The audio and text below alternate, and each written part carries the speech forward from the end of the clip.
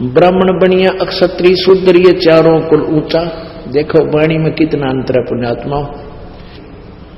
ब्राह्मण बनिया, अक्षत्रिय, शूद्र, वैश्य कहो चाहे बनिया कहो, ये चारों कुल ऊंचा। अभी नकलिया नदनियों का रखा शूद्र वर्ण तो जो है ना ये नीचा कुल है, शूद्र नहीं। अपने अपने कर्म को जो निष्ठा से कर रहा है, सभी का कार्य करने योग्य है, कर्तव्य कर्म है, और कोई ऊंचा नीचा नहीं। जिसका जो कर्म है वो सही कर रहा है अपने निभाकर, कहते ये चारों कुल ऊंचा। और नुग्रे द्वार न जावे योगी, जो सत सोजत इंद्री सूचा। कि अगर ठीक सत साधना करने वाला हो और परमात्मा का नाम ले रखा हो, पूर्ण परमात्मा की भक्ति करता हो, इन चारों कुलों में किसी भी कुल में, किसी भी वर्ण में उत्पन्न हो और ये साधना कर रहा हो और ये साधना ना कर रहा हो, उस निगुरे के घर नहीं जावे। इन चारों वर्णों में जो सत साधना करता है तो उसके आहार आप कर सकते हो, ऐसा लिखा है। अपनात्मा ये चिंतित ना होना कि तुम भाई हमने तो रिश्तेदारी में जाना पड़ता है और वहां भी फिर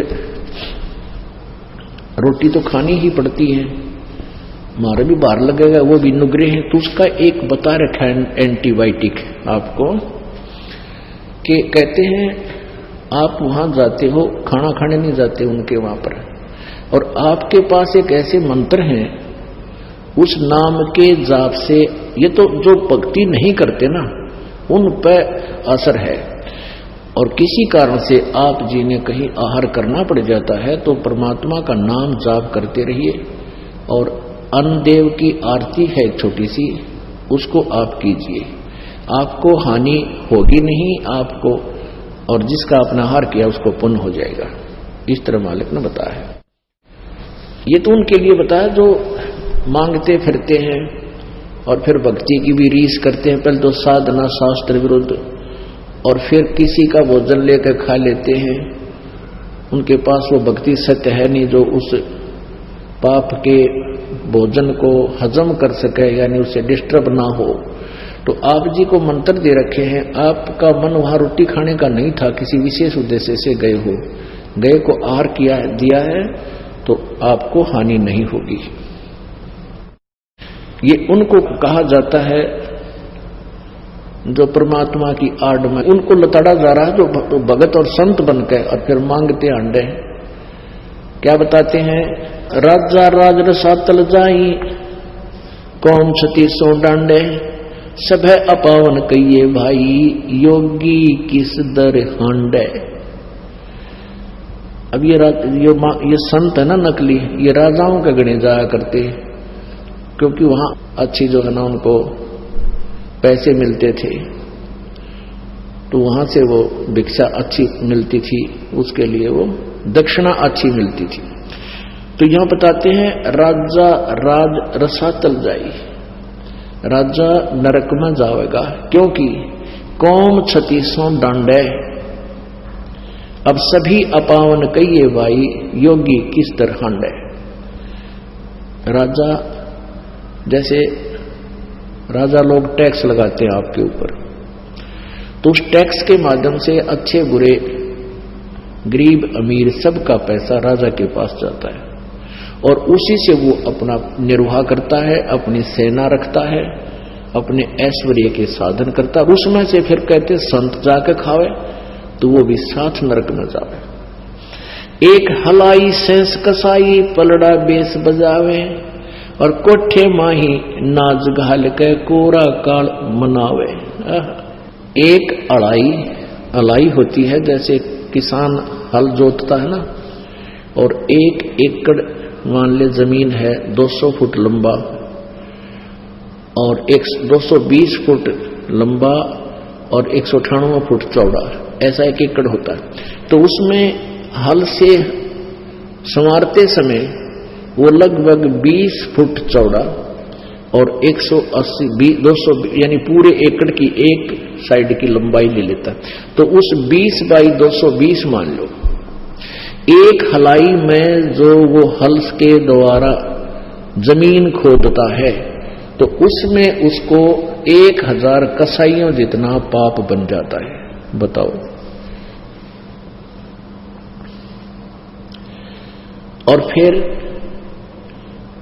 फिर कहां जाता है वो, क्या करता है उस पैसे, जैसे घन अन्न हो गया किसान का, फिर वो बेच का होगा बनिया का, बनिए का बेचता है तो बनिया के सोचा है उस अनाज को अपने कोठे में अपने सटोर में रख लेता है और फिर न सोचा ये भगवान इनका काल पड़ जा और तेरा गेहूं महंगा बिक गया। वो पाप का भागी, कितनी दुष्ट सोच हो जाती है उस बिजनेसमैन की। तो कहते हैं 1 अढ़ाई सेंस कसाई, मान लीजिए तो किसान के घर भोजन खाना चाहता है तो उसके ऊपर इतना भार बन जाता है। अपने आत्माओं, ये अध्यात्म ज्ञान है, ये तत्व ज्ञान है। इस तत्व ज्ञान को समझने के लिए आपको धैर्य रखना पड़ेगा, डगमग नहीं होना, घबराना नहीं। अब जैसे आप जाते हो किसी के घर, खाना भी खाना पड़ता है, किसान के घर भी जन्म है रोगों का, और भी बनिया के घर भी जन्म है। तो जैसे हम प्रतिदिन कपड़ा पहनते हैं, जैसे हम प्रतिदिन कपड़ा पहनते हैं और ये मैला हो जाता है, स्वाभाविक है, तो इसको धोने के लिए साबुन और जल का प्रयोग किया जाता है, ये स्वच्छ हो जाता है। ऐसे आपको एक मंत्र दे रखा है सतनाम।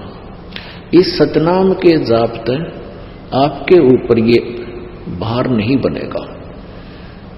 अब जैसे आप किसी रिश्तेदार के यहां चले गए, आपने आहार तो करना ही पड़ेगा, अपने मंत्र जाप करना, आरती करें, और अब आपको तो लाभ बाहर बनेगा नहीं, क्योंकि आपके पास तो वो साबुन और जल है, मैल कट जाएगा। और आपको आहार कराने में जिसके घर आपने भोजन पाया उसको पुण्य मिलेगा, क्योंकि संत भगत के खिलाने का, भोजन कराने का बहुत पुण्य होता है। अपना आत्मा तुम गड़बड़ ना कर दियो, कभी भक्तान बुला के जमान लाग जाओ, कभी मेरे वाले इस काम में फिर फेल कर दो तुम नहीं। अपनी भक्ति करो, सब न राम नाम पर ला दो, और वो भी भक्ति। तो फिर वो दूसरा तरीका, पहले क्या था, या परमात्मा आते हैं एक सुचारू, स्वयं आते हैं या मेरे जैसे दास को भेज देते हैं, ज्ञान वही होता है, परमात्मा विधान वही होता है, अप्लीकेबल वो खुद भी करते हैं, अपने नुमाइंदे रिप्रेजेंटेटिव से भी उसको वो सुचारू करवा देते हैं, लागू करवाते हैं। तो पहले क्या होता था, जैसे शादी ब्याह होया करती,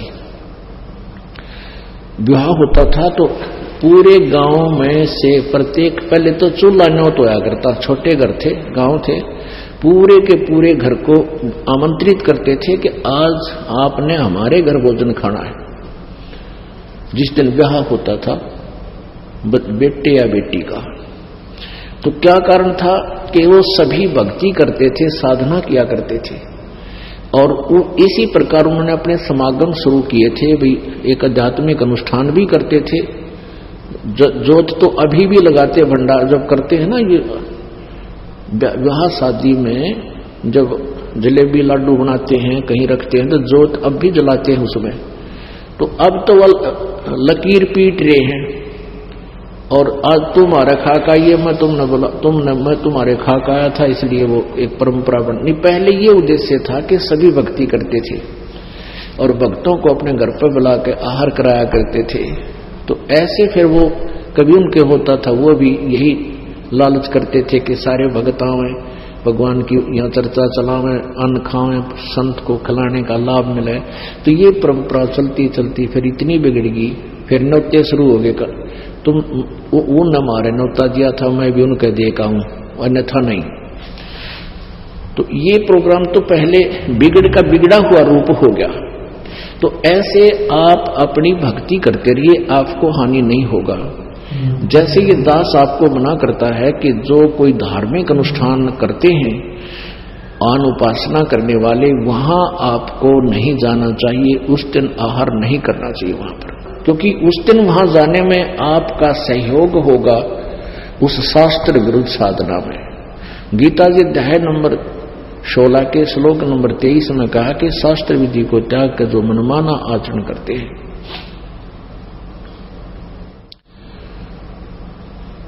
वो उनको न तो कोई सुख होता है, न कोई सिद्धि होती है, और न ही उनकी गति होती है, अर्थात यूजलेस। तो जैसे